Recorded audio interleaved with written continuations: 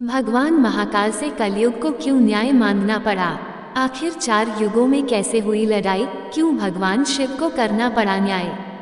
ये कहानी बहुत ही रोचक है। जय श्री कृष्ण दोस्तों, ये कहानी है सतयुग, त्रेता, द्वापर और कलयुग 4 युगों की। एक समय की बात है, चारों युग यानी चारों भाई एक साथ बैठे हुए थे। तब आपस में चारों में वाद विवाद होने लगता है। सतयुग, त्रेता, द्वापर और कलयुग चारों एक साथ बैठे हुए विवादों में उलझने लगे। सबसे पहले सतयुग कहने लगा कि अरे मूर्खों, तुम सब मुझसे छोटे हो, तुम मेरी बराबरी कैसे करने लगे? जब त्रेता युग ने यह बात सुनी तो कहने लगा कि तुम सबसे बड़े कैसे हो सकते हो? तुम सब में सबसे बड़ा तो मैं हूँ, मैं ही सर्वश्रेष्ठ हूँ, तुम मुझसे सर्वश्रेष्ठ नहीं हो सकते। तब तक द्वापर युग बोल उठा कि तुम सर्वश्रेष्ठ कैसे हो सकते हो? तुम सभी में श्रेष्ठ तो मैं हूँ, तुम्हारे श्रेष्ठ होने का तो प्रश्न ही नहीं उठता। तब तक कलयुग कहने लगा कि तुम तीनों श्रेष्ठ बने रहो, परंतु हकीकत तो जानते ही नहीं, वास्तविकता में श्रेष्ठ तो मैं हूँ। इस तरह से चारों युग आपस में झगड़ने लगे। तब चारों युगों ने फैसला किया कि हम आपस में फैसला नहीं कर सकते कि हम में से कौन बड़ा है, कौन सर्वश्रेष्ठ है। इसका फैसला तो भगवान भोलेनाथ करेंगे। चलिए वहाँ चलते हैं। भोलेनाथ तो आदि और अनंत है, चलिए उन्हीं के पास कैलाश पर चलते हैं। वही हमें बताएंगे कि हम में कौन बड़ा है और कौन छोटा है। इसका निर्णय स्वयं भगवान शंकर करेंगे। इसका निर्णय हम नहीं कर सकते। चारों युगों ने मिलकर योजना बनाई कि चलिए कैलाश पर चलते हैं। चारों युग कैलाश पर्वत चले जाते हैं। जब वह कैलाश पर्वत पर पहुंचते हैं तो द्वारपाल उन्हें रोक लेते हैं। द्वारपाल कहते हैं कि तुम चारों कौन हो और कहाँ जा रहे हो? तो चारों युग कहने लगे, हे द्वारपाल, हम भगवान शिव से मिलना चाहते हैं, उन्हें हमारी आने की सूचना दीजिए। स्वयं नंदीश्वर महाराज भगवान शिव के पास आए और भगवान शिव से कहने लगे, हे प्रभु, हे कैलाशपति, आपसे चारों युग मिलना चाहते हैं। भगवान शिव कहते हैं कि उन्हें सम्मान सहित हमारे समक्ष ले आओ। भगवान नंदीश्वर चारों युगों को लेकर भगवान शिव के पास पहुंच जाते हैं। भगवान शिव ने चारों को सम्मान सहित अपने दरबार में बैठाया। चारों लोग भगवान शिव को प्रणाम करते हैं। तब भगवान शिव ने चारों युगों से कहा कि आप सभी का हमारे दरबार में हमारे कैलाश पर स्वागत है। कहो, तुम्हारे आने का क्या कारण है? तुम तो स्वयं ही कालचक्र हो, तुम तो स्वयं ही समय हो, फिर ऐसा क्या कारण है कि तुम्हें हमारे पास आना पड़ा? चारों युग कहते हैं कि हे सृष्टि के रचयिता, हे भगवान शिव, हम चारों में विवाद खड़ा हो गया है और हम उस विवाद का समाधान नहीं कर पाए, इसीलिए हम आपके पास आए हैं। अब हम आपसे निवेदन करते हैं और गुहार करते हैं कि हे भगवान, आप ही हमारा फैसला करें, आप हमारा न्याय करें और हमें बताएं कि हम चारों में सबसे बड़ा कौन है, हम चारों में सर्वश्रेष्ठ कौन है। भगवान शिव कहते हैं कि इसका फैसला तो तब होगा जब आप चारों अपना अपना फैसला सुनाएंगे। तब भगवान शिव सतयुग से कहते हैं कि हे सतयुग, तुम बताओ, तुम कैसे बड़े हो? तुम अपने आप को सर्वश्रेष्ठ बताने की कोशिश कर रहे हो, लेकिन वह कैसे, यह मुझे बताओ। तब भगवान शिव से सतयुग कहता है कि देखिए प्रभु, मेरी आयु सबसे ज्यादा है, मैं 17 लाख वर्ष का हूँ और अन्य युग हमसे तो बहुत छोटे हैं, इसीलिए मैं इन सभी से लंबी आयु का हूँ। तब तक कलयुग बोल उठा और कहने लगा कि हे प्रभु, मैंने तो यही सुना है कि व्यक्ति कभी आयु से बड़ा नहीं होता, व्यक्ति तो गुणों से बड़ा होता है। भगवान शिव ने कलयुग की दलील को माना और सतयुग से कहा कि सतयुग, तुम इस तरह तो बड़े नहीं हो सकते। सतयुग कहने लगा कि हे प्रभु, मेरे युग में जो व्यक्ति हुए वो बड़े ही बलवान हुए, बड़े ही पराक्रमी हुए, वे पृथ्वी को उठा ले जाए ऐसे पराक्रमी और बलवान थे। और मेरे राज्य में भगवान श्री हरि विष्णु ने कई अवतार लिए। प्रभु नरसिंह अवतार मेरे ही काल में हुआ, वराह अवतार मेरे ही काल में हुआ, मत्स्य अवतार मेरे ही शासन काल में हुआ। तब तक त्रेता युग बोल उठा, नहीं प्रभु, श्री हरि विष्णु के अवतार होने से सतयुग बड़े नहीं हो सकते हैं। प्रभु अवतार तो मर्यादा पुरुषोत्तम श्री राम का मेरे काल में भी हुआ था। जिन्होंने संसार को मर्यादा का पाठ सिखाया। और अगर बलवान की बात करते हो तो कुंभकर्ण जैसे योद्धा, राम, रावण जैसे योद्धा मेरे शासनकाल में भी हुए हैं। प्रभु, इस तरह से सतयुग बड़ा नहीं हो सकता, तो फिर इन सब में बड़ा तो मैं हूँ।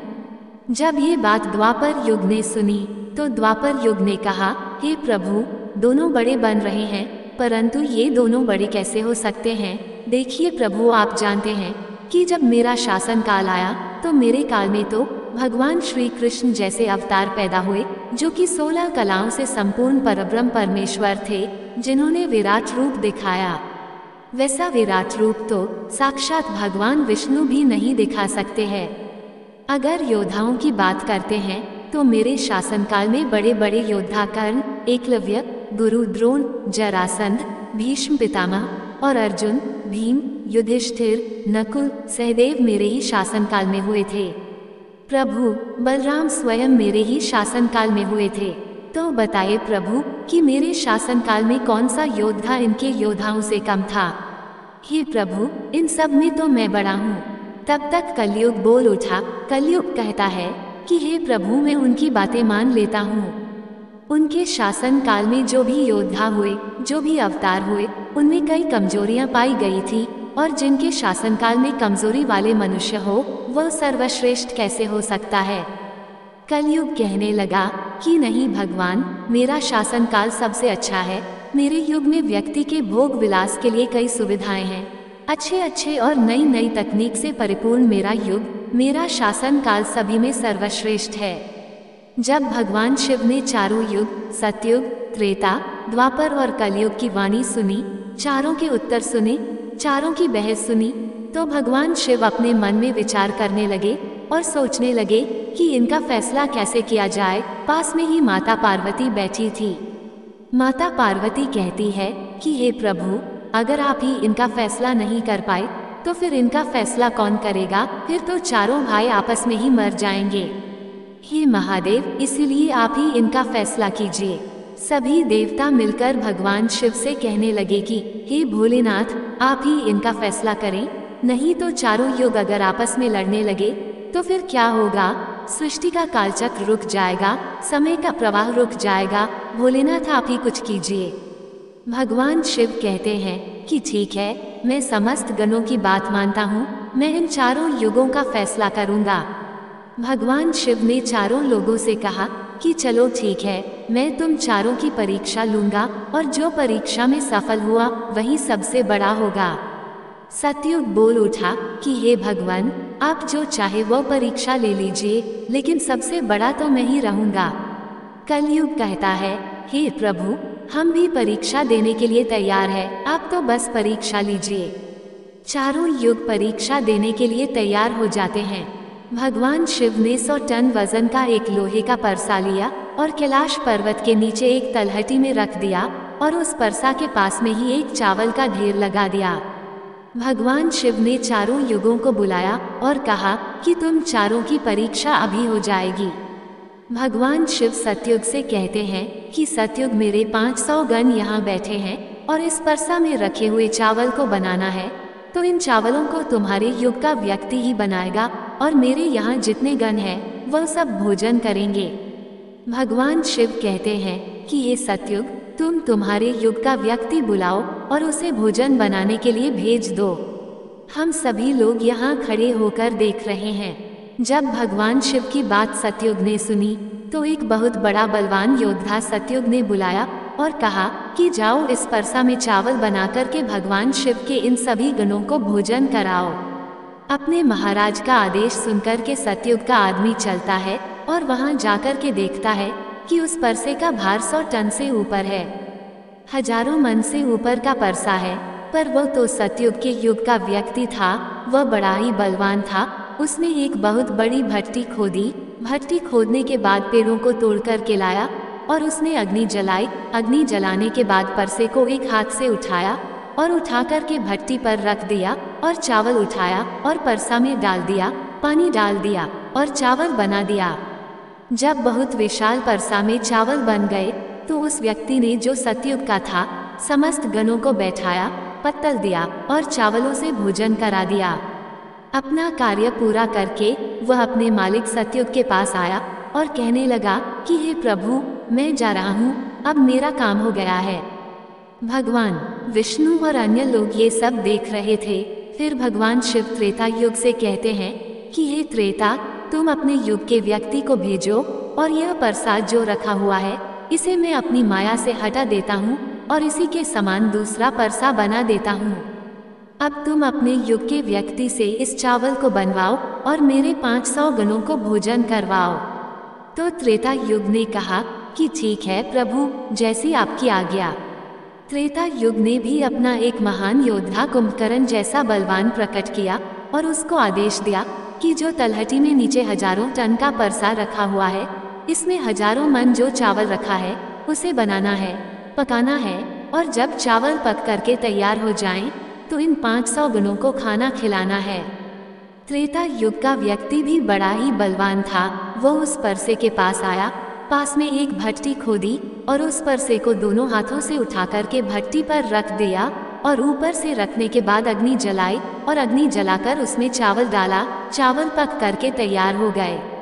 त्रेता युग के व्यक्ति ने जो भगवान शिव के गण थे उन सबको खाना खिलाया और भोजन करने के बाद सभी गण वापस कैलाश पर्वत पर आ गए। भगवान शिव ने फिर अपनी शक्ति से उस परसे को हटा दिया।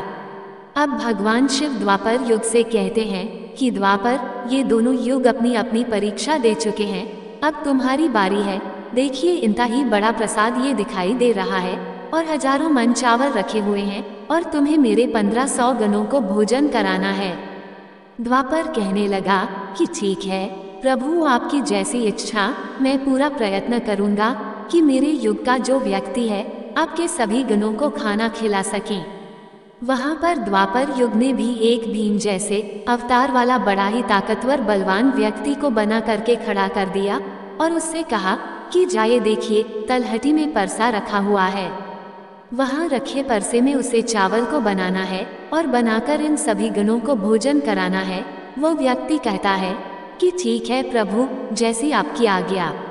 द्वापर युग का व्यक्ति चला जाता है। वह देखता है कि परसा आकार में बड़ा है, उठाने में ताकत लगानी पड़ेगी।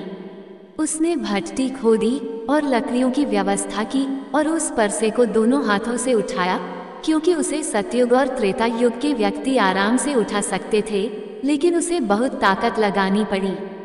पूरी ताकत लगाकर उसने उस परसे को उठाया और उठाकर के जैसे तैसे खींचकर नीचे अग्नि जलाई और उसमें चावल डाल दिए और जब चावल पक गए तो भगवान शिव के उन सभी गणों को भोजन कराया। खाना खिलाने के बाद वह द्वापर युग का व्यक्ति अपने मालिक के पास आता है और कहता है कि प्रभु, मैंने अपना काम कर दिया। वहां पर द्वापर युग उससे बहुत खुश हुआ और कहा, शाबाश, अब तुम जा सकते हो।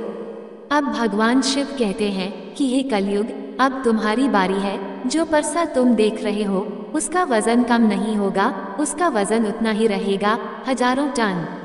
लेकिन जब तुम्हें परीक्षा देनी है तो मानने को तैयार नहीं थे कि तुम सबसे छोटे हो, लेकिन तुम तो माने नहीं। तुम्हारे आदमी की आयु भी मात्र 100 वर्ष है, जबकि अन्य लोगों की आयु बहुत अधिक होती है। सतयुग के मनुष्य की आयु 1,00,000 वर्ष होती थी, त्रेता युग में 10,000 वर्ष होती थी और द्वापर युग में 1,000 वर्ष होती थी। और हे कलयुग, तुम्हारे शासन में मात्र 100 वर्ष है और तुम्हारा आदमी भी छोटा है। जब भगवान शिव की बातें कलयुग ने सुनी तो कलयुग कहता है कि प्रभु ठीक है, मैं आपकी बात मानता हूँ, लेकिन पहले ही आप मुझे इस तरीके से हताश मत कीजिए। प्रभु, आप तो एक न्याय करते हैं, सबको मौका दिया जा रहा है, हम भी परीक्षा देकर देखेंगे, यदि हमसे नहीं हो पाया तब जाकर हम मानेंगे। भगवान शिव कहते हैं ठीक है, तुम अपना आदमी बुला लो। फिर भगवान शिव कहते हैं कि यह परसा देख रहे हो, हजारों टन का है, वहाँ चावल रखा है, ये हजारों किलो टन का परसा है और इसमें इतने सारे चावल रखे हुए हैं। तुम्हारा व्यक्ति क्या करेगा? कलयुग कहता है कि ठीक है प्रभु, आप मेरा तमाशा तो देखिए। तीनों युग हंसने लगे। भगवान शिव भी उसकी बात को सुनकर अचंभित थे। भगवान शिव सो रहे थे कि क्या कलयुग का व्यक्ति इतने हजारों किलो टन के परसे को उठा पाएगा। कलयुग ने बड़े ही बुद्धिमान व्यक्ति को पैदा किया। बड़ा ही तीव्र व्यक्ति था, बहुत ज्यादा सोचने वाला व्यक्ति था। सभी गुणों से संपन्न व्यक्ति को कलयुग में पैदा किया और पैदा करके व्यक्ति से कहा कि बेटे तुम्हें अपनी शक्ति दिखानी है, परीक्षा का समय है, यदि तुम इसमें असफल हो गए तो मैं सबसे छोटा हो जाऊंगा। वो व्यक्ति अपने महाराज से कहता है कि महाराज आप इस एक परसा की बात करते हैं, ऐसे हजारों परसा हमारे सामने हो तो भी परेशानी नहीं है। जब उस व्यक्ति की बात को तीनों लोगों ने सुना तो वह हंसने लगे, कह रहे थे कि छोटा सा व्यक्ति जिसकी लंबाई मात्र 3 हाथ है, यह क्या करेगा, जबकि हमारे युगों के मनुष्यों की लंबाई तो बहुत हुआ करती थी। ये बात बिल्कुल सच है। सतयुग के लोगों की लंबाई 21 हाथ और त्रेता युग के व्यक्ति की लंबाई 14 हाथ और द्वापर युग के व्यक्ति की लंबाई 7 हाथ थी और कलयुग के व्यक्ति की लंबाई लगभग 3 हाथ होती है। तीनों युग बड़ी जोर जोर से हंस रहे थे। कलयुग कहता है कि आप बस देखते रहिए, मैंने अपने लड़के को भेज दिया है। कलयुग का आदेश पा करके वह कलयुग का तीव्र बुद्धि वाला व्यक्ति उस तलहटी में आया। तलहटी में आकर उसने देखा कि परसे का वजन तो बड़ा ही विशाल है, मैं इसे उठा नहीं पाऊंगा। तो उस व्यक्ति ने दिमाग लगाया, उस परसे के नीचे मिट्टी खोदना शुरू कर दिया। परसा तो उसने हिलाया भी नहीं और उसके नीचे भट्टी खोदकर तैयार कर दी। लकड़ियों की व्यवस्था करने में उसे थोड़ा सा भी समय नहीं लगा, क्योंकि लकड़ियां वहीं रखी हुई थी। उसने उन लकड़ियों को उठा लिया और उस भट्टी में आग जला दी। परसे में चावल डाला, पानी डाला और बस कुछ ही समय में चावल पक करके तैयार हो गए। वो कलयुग का व्यक्ति कितना दिमाग वाला था, उसने कुछ भी नहीं किया, परसे के नीचे भट्टी खोदी और उसमें आग जला दी, चावल को डाल दिया और चावल में पानी डाला और चावल पक भी गया। जब चावल पक गए तो भगवान शिव के गणों को एक कतार में बैठा दिया। उन गणों से कहा कि आप मेरा साथ दें और आप इस चावल को आपस में परोस दीजिए। भगवान शिव के 4 विशाल गढ़ चलते हैं और उन चावलों को भर भर के सभी गणों को परोस दिया। तब कलयुग कहता है कि अब आप सब भोजन कर सकते हैं। भगवान शिव के सभी गण खुशी खुशी भोजन करते हैं। कलयुग के मनुष्य ने उन 4 शेष बचे गणों को भी भोजन कराया। भोजन करने के बाद उस परसे को साफ किया और परसा वहीं छोड़ दिया और उसका काम पूरा हो गया। वो अपने महाराज कलयुग के पास आया और आकर के कलयुग से कहा कि हे प्रभु, मैंने आपका काम कर दिया है। कलयुग बहुत खुश था, कहने लगा, शाबाश, आपने मेरी लाज रख ली, आपने मेरी परीक्षा पास कर ली। भगवान शिव और तीनों युग देखकर अचंभित रह गए। कलयुग कहने लगा कि हे भगवान शिव, अब आप निर्णय कीजिए कि हम में से बड़ा कौन है। भगवान शिव मन में विचार करने लगे और सोच करके जवाब दिया। भगवान शिव कहते हैं कि मैंने तुम चारों की परीक्षा देखी। जब सतयुग का व्यक्ति आया तो उसने अपनी ताकत लगाई और ताकत लगाकर परसे को उठा करके अग्नि पर रख दिया और स्वयं ही मेरे सभी गणों को चावल परोसा। जब त्रेता युग की बारी आई तो उस व्यक्ति ने भी बिल्कुल ऐसा ही किया। परसे को उठाया, भट्टी पर रखा, उसमें चावल डाला, पानी डाला और उसे पकाया और सबको खिलाया। और इसी तरीके से द्वापर युग के व्यक्ति ने भी किया। परंतु आपने देखा कि मात्र 3 हाथ का व्यक्ति, इसकी बुद्धि देखिए कितना विशाल परसा था, शायद उसे हिला भी नहीं सकता था। उसने उस परसे में चावल बना लिया। मेरे इतने गण थे कि अगर वो बाल्टी से परोसता तो वह शायद परेशान हो जाता। तो देखिए, उसने उनमें से ही 4 गण अपनी सहायता के लिए बुलाए और चारों गणों से भोजन परोसा और स्वयं बैठा रहा। ये तो बड़ा बुद्धिमान व्यक्ति हुआ, ये तो बड़ा ही बुद्धिमान युग हुआ। भगवान शिव कहते हैं कि कलयुग ही बुद्धिमान व्यक्तियों का युग होगा। इसमें मशीनों का आविष्कार होगा, बड़े बड़े दिमागधारी होंगे। भगवान शिव कहते हैं कि तुम सब युग जैसा शासन करते आए हो, ठीक है, तुम्हारे युगों में मनुष्य धार्मिक हो, लेकिन तुम्हारे युग के व्यक्तियों में बुद्धि का अभाव था। उन्होंने कभी अपनी बुद्धि का उपयोग नहीं किया। नहीं तो कुंभकर्ण, रावण इनके जैसे महान योद्धा, जिनको मारने के लिए स्वयं भगवान अवतार लेकर आए, और वो इतना मूर्ख थे यह नहीं जान सके कि ये भगवान है, ये सृष्टि के रचनाकार हैं, और उनसे युद्ध किया और सभी के सभी मारे गए। कलयुग के व्यक्ति को देखो आप, वह कितना बुद्धिमान है, और आगे आने वाले युगों में कलयुग के राज में वैसे ही बुद्धिमान व्यक्ति देखने को मिलेंगे। तो भगवान शिव ने फैसला किया कि तुम चारों में सबसे बड़ा कलयुग होगा। कलयुग मशीनों का युग होगा। कली का नाम है मशीन और युग माने समय। कलयुग मशीनों का समय होगा। इस समय बड़ी बड़ी मशीनों का आविष्कार होगा, जो कि सतयुग, त्रेता युग और द्वापर युग में नहीं हो पाएगा। भगवान शिव की बातें सुनकर वह चारों युग भगवान शिव की बात मान लेते हैं, और चारों युग अपने अपने धर्मों को और अपने अपने राज्यों को लौट जाते हैं। इस प्रकार भगवान शिव ने चारों युगों का फैसला किया। जय श्री कृष्ण। दोस्तों, आपको ये जानकारी कैसी लगी कृपया कमेंट करके जरूर बताएं। वीडियो पसंद आया हो तो अपने दोस्तों के साथ शेयर करें और कमेंट बॉक्स में हर हर महादेव जरूर लिखें। लाइक करें और ऐसी ही और भी बहुत सारी कहानियों को सुनने के लिए चैनल को सब्सक्राइब जरूर करें। धन्यवाद।